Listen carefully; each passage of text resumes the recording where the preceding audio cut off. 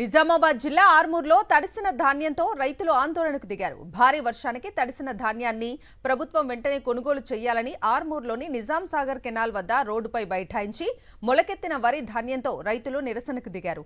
25 రోజులు గడుస్తున్నా ఇంకా వడ్లు తూకాలు కాలేదని రైతులు వాపోయారు.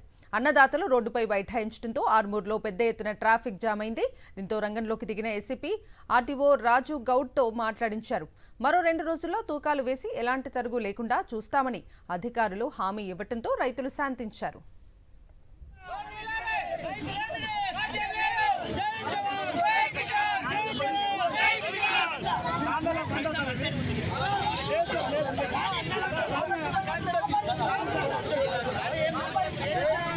నిజామాబాద్ జిల్లా ఆర్మూర్లో తడిసిన ధాన్యంతో రైతులు ఆందోళనకు దిగారు. భారీ వర్షానికి తడిసిన ధాన్యాన్ని ప్రభుత్వం వెంటనే కొనుగోలు చేయాలని ఆర్మూర్లోని నిజాం సాగర్ కెనాల్ వద్ద రోడ్డుపై బైఠాయించి మొలకెత్తిన వరి ధాన్యంతో రైతులు నిరసనకు దిగారు.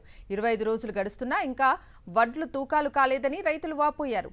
అన్నదాతలు రోడ్డుపై బైఠాయించడంతో ఆర్మూర్లో పెద్ద ఎత్తున ట్రాఫిక్ జామ్ అయింది. దీంతో రంగంలోకి దిగిన ఏసీపీ ఆర్టీఓ రాజు గౌడ్తో మాట్లాడించారు. మరో 2 రోజుల్లో తూకాలు వేసి ఎలాంటి తరుగు లేకుండా చూస్తామని అధికారులు హామీ ఇవ్వడంతో రైతులు శాంతించారు.